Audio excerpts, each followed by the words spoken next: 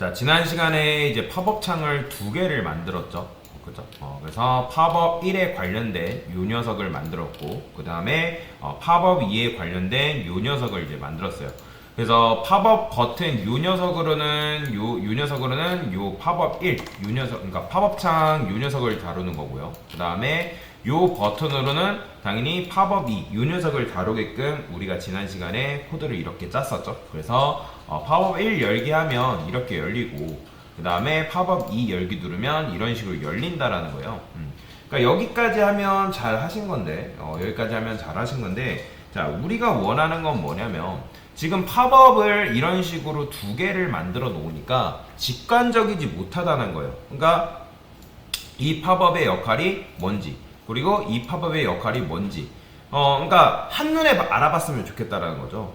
그리고 코드가 이런 식으로 분리되어 있으니까 뭐 얘도 팝업 1에 대한 역할이고 팝업 2에 대한 역할인 거는 알겠어요. 뭐 이 버튼을 클릭하면 이 팝업 2의 애드 클래스가 돼서 여기까지 이해되겠대요. 자, 그러면 여러분들이 이거를 어떻게 할 수 있냐? 자, 펑션 해가지고 팝업 1 팝업 1에 이닛이라고 해볼게요. 이닛은 이니셜라이즈라는 뜻이에요. 그러면 팝업 1이라 했기 때문에 이걸 잘라내게 해서 여기다가 넣어주면 되겠죠. 그 다음에 팝업도 여기다가 팝업 2라고 만들어주면 팝업 2 이닛 이런 식으로 만들어줄 수는 있습니다. 자, 당연히 팝업 정했으면 여러분들이 함수를 정했으면 반드시 뭐 해야 돼요? 함수를 실행을 하셔야 됩니다. 정의를 해놓고 실행을 안 하면 안 돼요.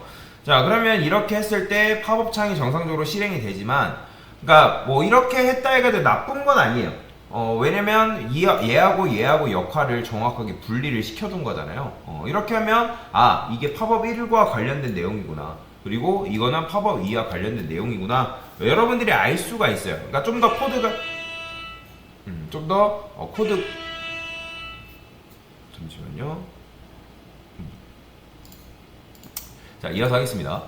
그래서 이제 팝업 1에 관련된 내용, 팝업 2에 관련된 내용, 이런 식으로 분리를 해놨단 말이에요. 그럼 이렇게 분리를 해놓으면 얘 팝업 1에 대한 역할이고 팝업 2에 대한 역할인 거를 여러분들이 이해를 할 수 있어요. 근데 자, 제가 원하는 거는 뭐냐면 이 함수를 하나로 줄이고 싶다는 거예요. 즉, 함수 하나로 이 팝업들을 관리를 하고 싶다라는 거죠. 뭔 말인지 이해되시나요? 즉, 팝업 하나만 만들어 놓으면 그 팝업 하나를 가지고 이 팝업 1도 관리하고 팝업 2도 관리하는 그런 코드를 여러분들이 구현을 하고 싶다라는 거죠. 그래서 어떻게 하냐? 자, 저는 얘를 지울 겁니다. 그 다음에 여기다가 이렇게 쓸 거예요. 자, 그러면 여러분들 느낌상으로 맞춰보세요. 여러분들 저번에 배웠던 건데, 제가 여기다가 1을 넘기고 2를 넘겼어요. 그러면 딱 봤을 때 얘는 어떤 걸 실행해 달라는 걸까요? 딱 봐도 팝업?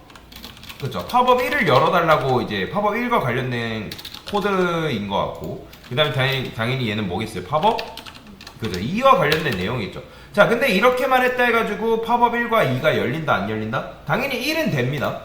1은 되는데 얘를 열었다 해가지고 팝업 2가 열리진 않는다는 거죠. 자, 그래서 자, 요게 바로 뭐죠? 인자값이죠. 그러면 여러분들 인자값을 넘겼으면 당연히 함수가 뭘 받아야 돼요? 그쵸, 매개 변수를 받아야 되죠. 그죠? 매개 변수를 전 넘버 값이라 해가지고 이런 식으로 받았어요. 그러면 자, 자바스크립트는 문장과 문장과 숫자가 더하는 게 가능하다 불가능하다? 가능하다고 말씀드렸어요. 그러면 여기다가 어떻게 쓸 수 있냐? 이렇게 쓸 수 있어요. 1 대신 플러스 넘버. 자, 이게 뭐죠, 여러분들? 이게 결국에는 합쳐지면 어떤 게 완성되는 거예요? 바로 얘가 지금 우리가 어떤 걸 넘겼어요? 1 넘기고 2 넘기고 그런 식으로 하고 있잖아요. 그러면 넘버 값에 뭐 들어와요? 그죠? 넘버 값에 1 이런 식으로 들어온단 말이에요. 그러면 얘가 합쳐지면 어떻게 되겠어요? 요 코드가 완성되는 거예요. 뭔 말이 이해가 되시나요? 그러니까 우리가 넘버 값에 지금 1과 2를 각각 넘겨주고 있잖아요. 그러면 얘 실행했을 때는 1과 관련된 내용, 즉 팝업 1과 관련된 내용이 실행되는 거고, 얘 실행했을 때는 팝업 2와 관련된 내용이 실행이 된다 라고 보시면 돼요. 그럼 이런 식으로 얘도 마찬가지로 지금 이렇게 하면 팝업 1이잖아요. 그럼 이것도 어떻게 해요? 플러스 넘버라고 써주면 되겠죠. 그쵸? 이런 식으로. 자, 그 다음에 얘도 마찬가지로 어떻게 하면 돼요? 팝업 1에 이렇게 돼 있으니까 요게 좀 어려울 수 있는데 얘 같은 경우는 이렇게 해줘야 됩니다.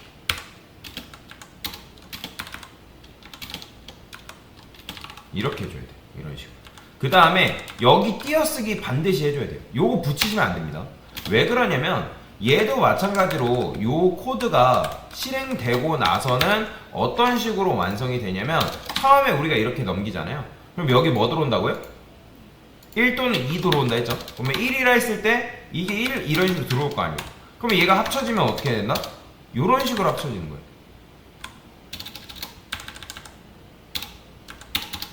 이렇게. 근데 만약에 여러분들이 이거를 띄어쓰기는 무슨 의미라 했죠? 후손 선택자라 했죠? 그죠?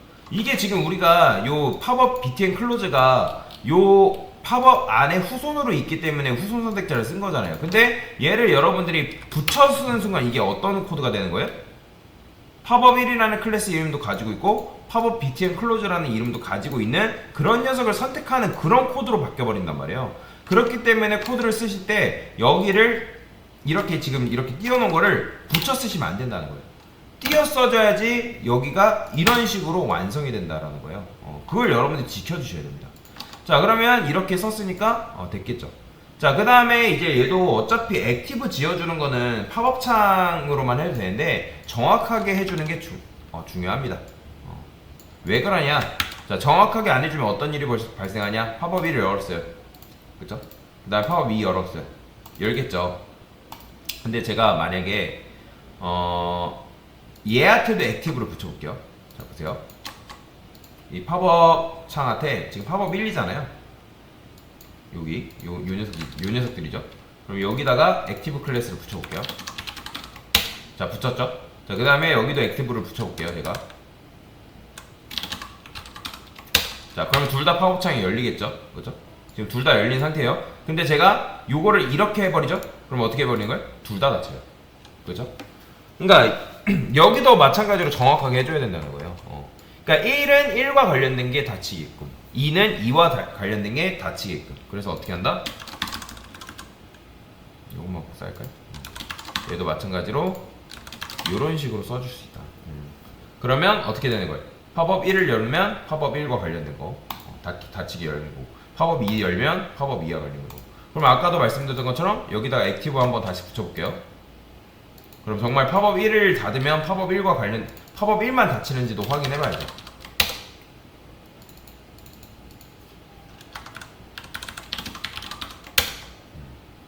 자, 그러면 이런 식으로 했단 말이에요. 그러면 얘만 닫아볼게요. 얘만 닫히죠. 팝업 2만. 그리고 얘도 얘만 닫히는 거. 그러니까 이런 식으로 코드를 여러분들이 구현을 해줘야 된다라고 보시면 돼요. 그래서 여러분들이 요 매개 변수라는 개념을 그냥 배운 게 아닙니다. 매개 변수를 배우면 코드가 아까 엄청나게 길었던 건 아니지만 그럼에도 그런 긴 코드들을 축약시킬 수가 있어요. 축약시킬 수 있기 때문에 그래서 이런 식으로 팝업 창을 여러분들이 만들 수가 있다. 당연히 그러면 나중에 팝업 창이 하나 더 추가되면 뭐만 해주면 되는 거예요? 요거 하나 더 만들고 요거 하나 더 만들고 팝업 3라 바꿔주고 뭐만 추가해주면 되는 거예요? 요거 해가지고 3만 이렇게 추가해주면 되는 거잖아요. 그죠? 그러면 팝업 3과 관련된 것도 여러분들이 어떻게 할 수 있는 거예요? 잘 조정을 할 수가 있는 그런 구조로 만들어줄 수가 있다 라고 보시면 돼요. 그래서 요렇게 만들 수가 있다.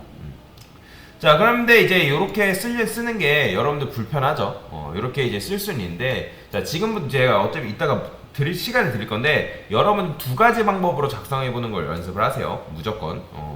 자, 요거를 좀 더 손쉽게 쓰는 방법이 있다, 없다? 있어요. 어떻게 쓸 수 있냐?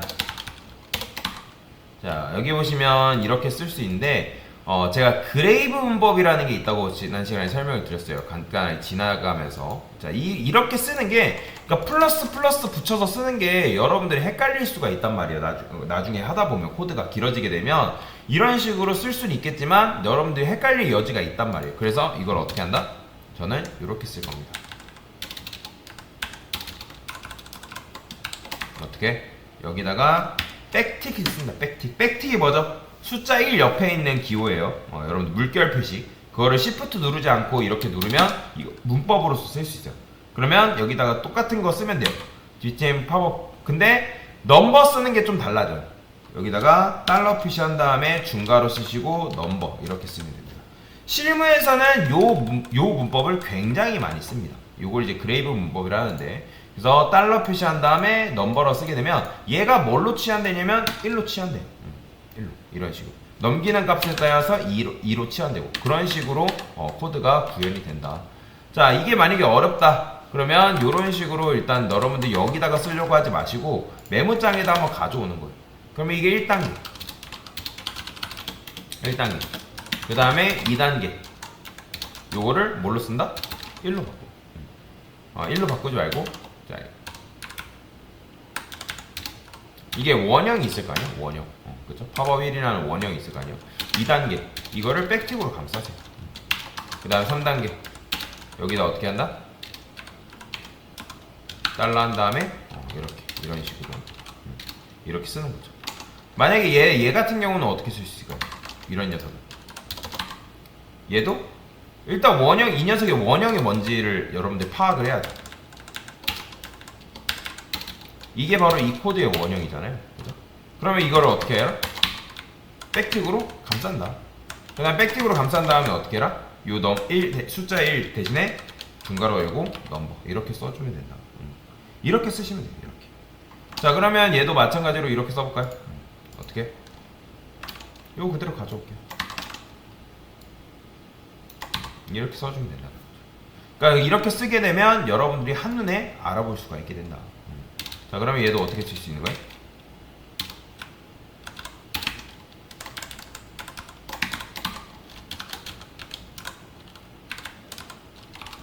이렇게 써주면 되겠죠. 자, 쓰고 끝나는 게 아니라 정상적으로 코드가 작동되는지도 확인을 하셔야 됩니다.